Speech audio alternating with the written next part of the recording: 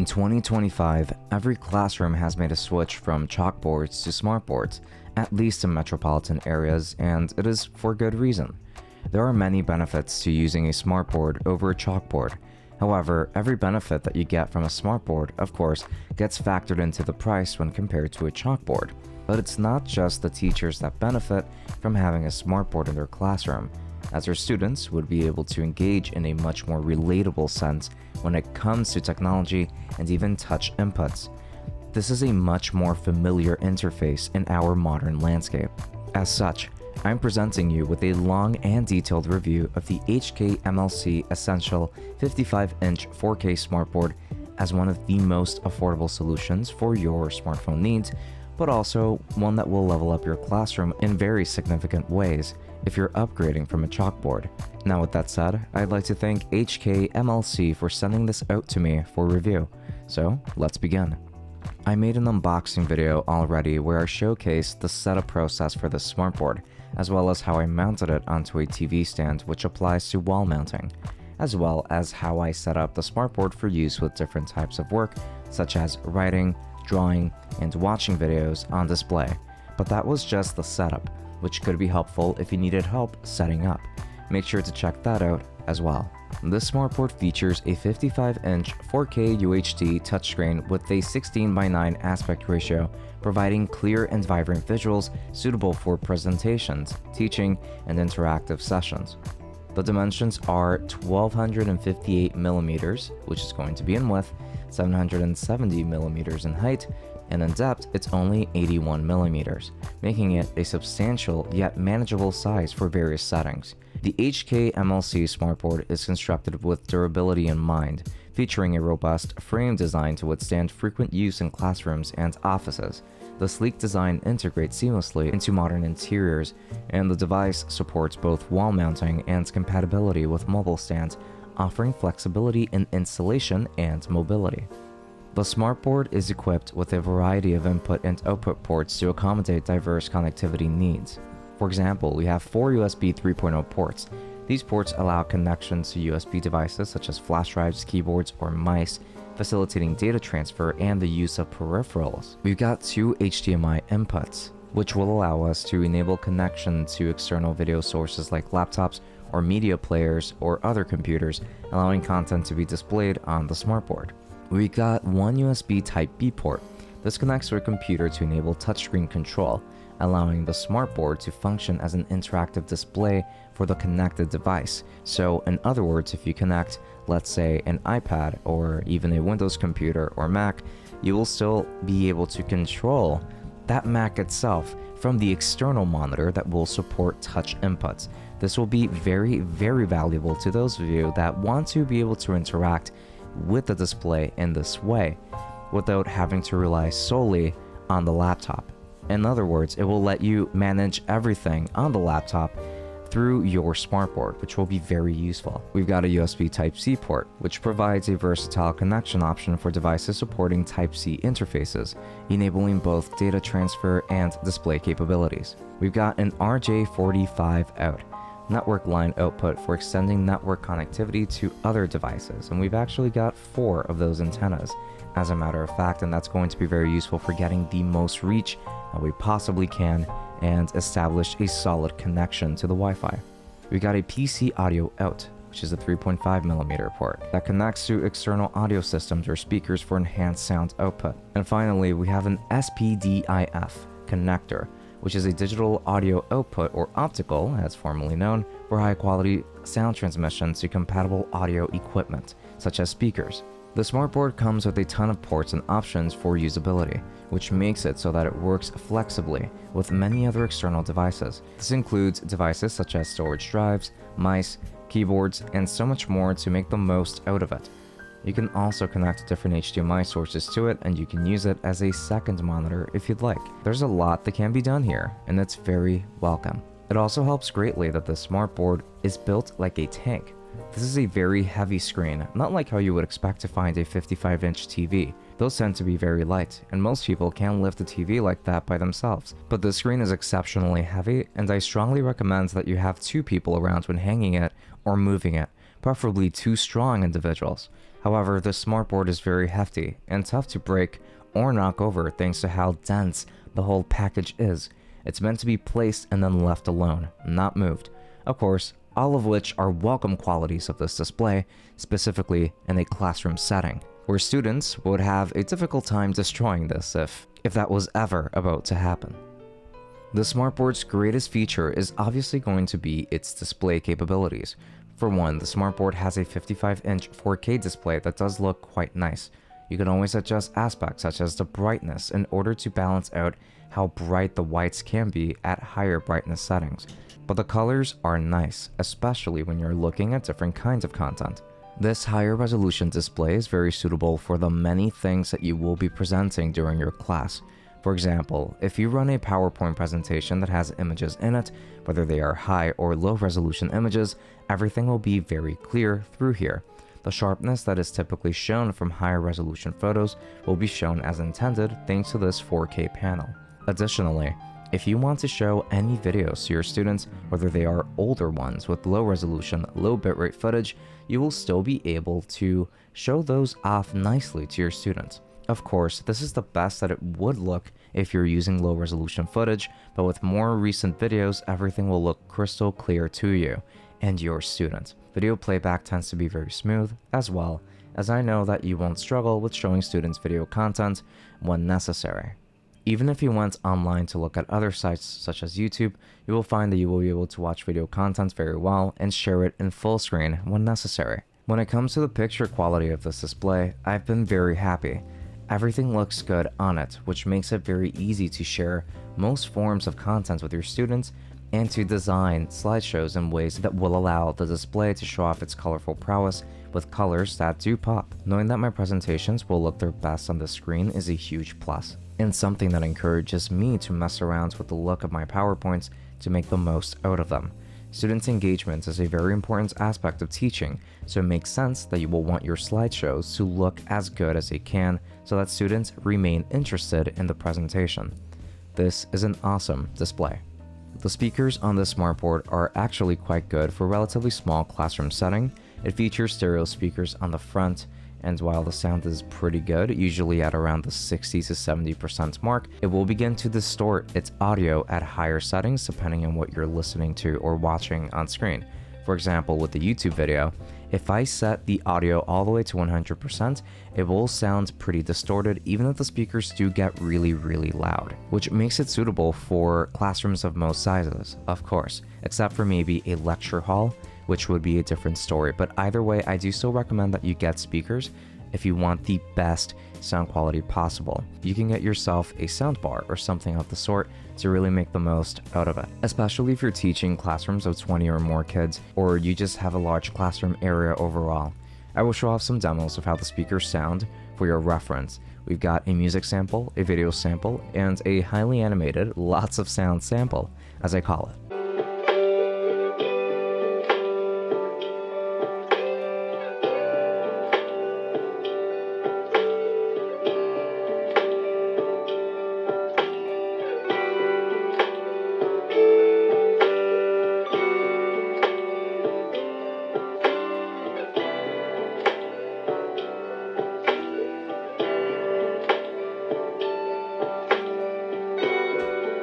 On the Steam Deck model, and this is after extensive testing with this unit, so trust me that this time I got my bases covered. So regarding those thumbsticks, we do get a softer rubber to the caps that makes these grippier, and these still also feel more loose than the original Steam Decks, which to me is not really a good thing because I like having resistance to my sticks. These don't feel as precise anymore because of that design choice, which kind of sucks for me. But it's not that big of a deal, as I can see many other people really enjoying these new sticks. Don't get me wrong, I still really love these sticks, and I think that they feel great nonetheless. They're just noticeably different than the originals. Now, this display is one of the best ones out there without a doubt, and it's a very colorful and rich 7.4-inch OLED display that looks absolutely amazing. It is true. I mean, it does seem like the quality of OLED varies from device to device, but on the Steam Deck, it is still really good. We do also get more responsive touch controls, which is really great to see, as you will probably use the touchscreen often to type and things like that. And because of that higher refresh rate, you can actually do quite a few things, but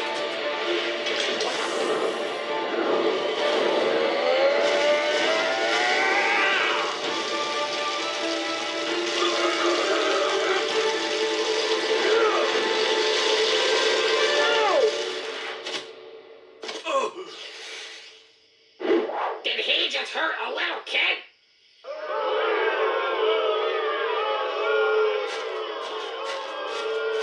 Come, I'll help you up. Oh, no. It's starting to look pretty bad right now. It's gonna ruin my reputation. I have to think of something quickly. I'm sorry. I shouldn't have involved you like this. It's just a silly little street fight after all. Want to help me settle the score? Better let go of that little boy, you filthy drunk. Yeah. Perfect.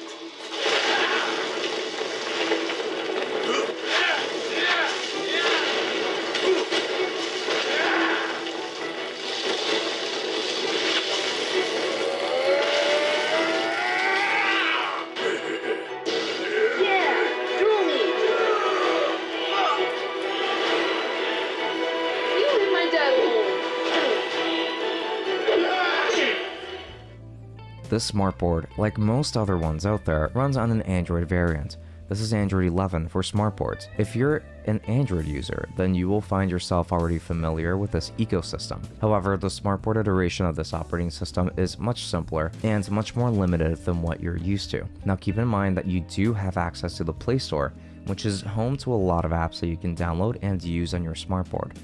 If you want a faster way of accessing YouTube, then download the app, and you can do so for many other aspects.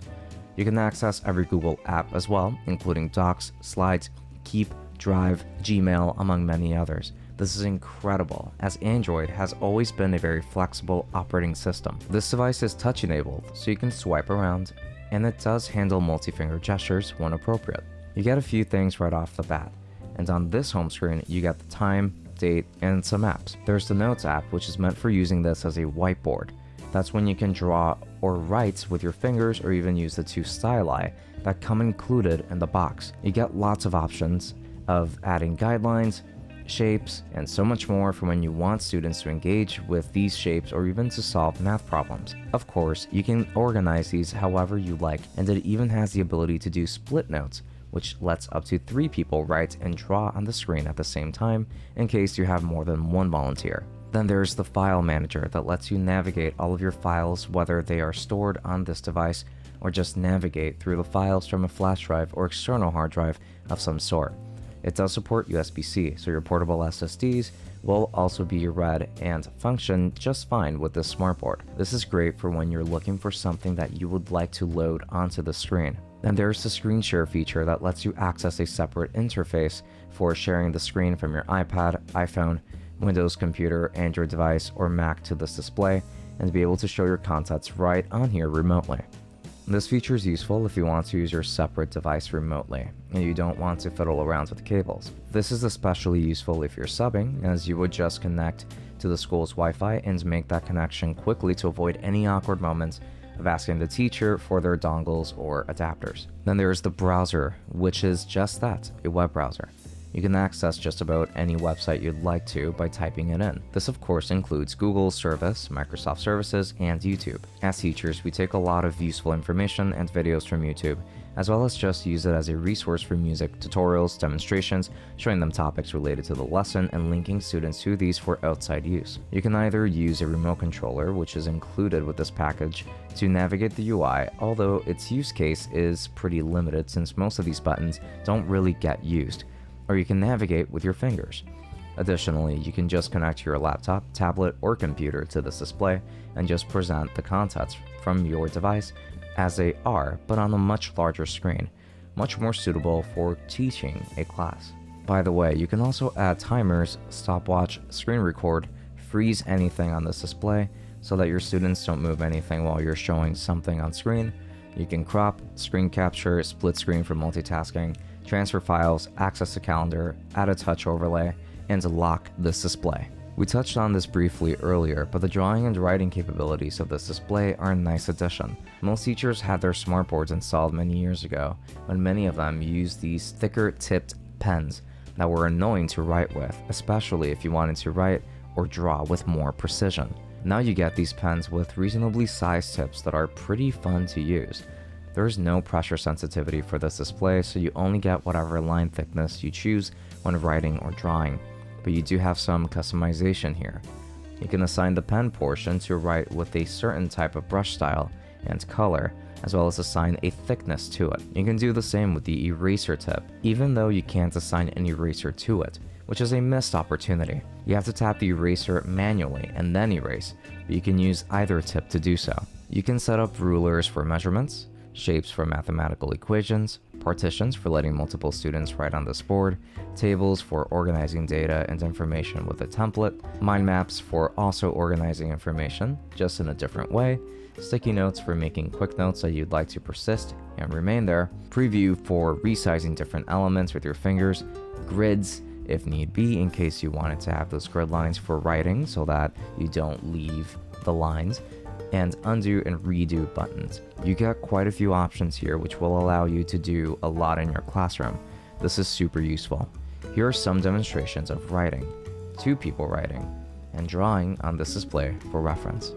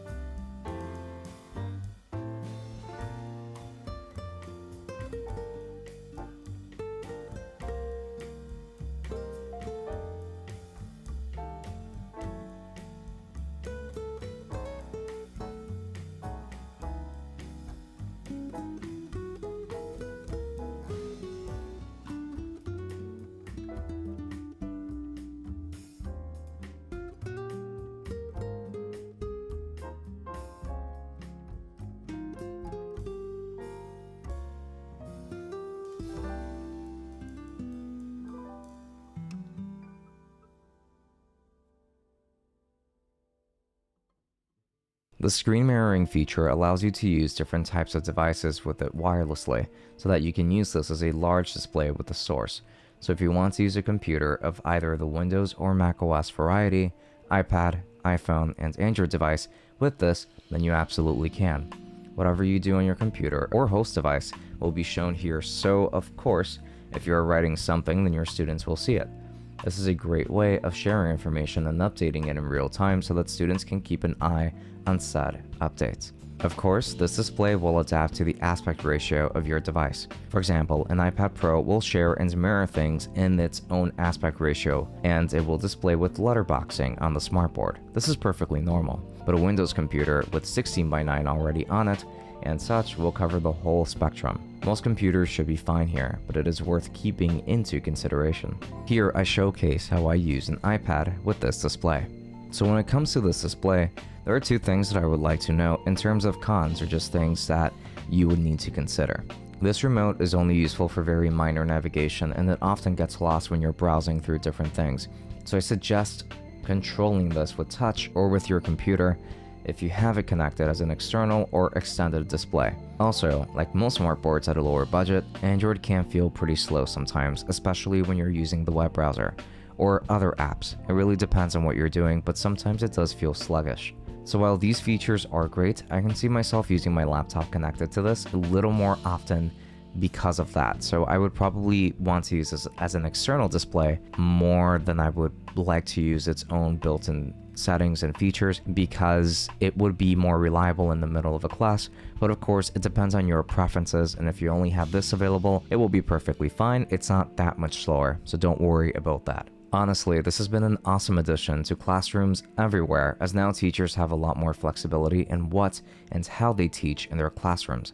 This is definitely worth it if you want a great way of presenting materials to your students and also for maintaining a nice classroom environment. The environmental aspects of using chalk and the effect that it has on teachers and students over time is pretty much eliminated with a smartboard. So this is the one I will be using. Thanks to HKMLC for sending this out to me for review.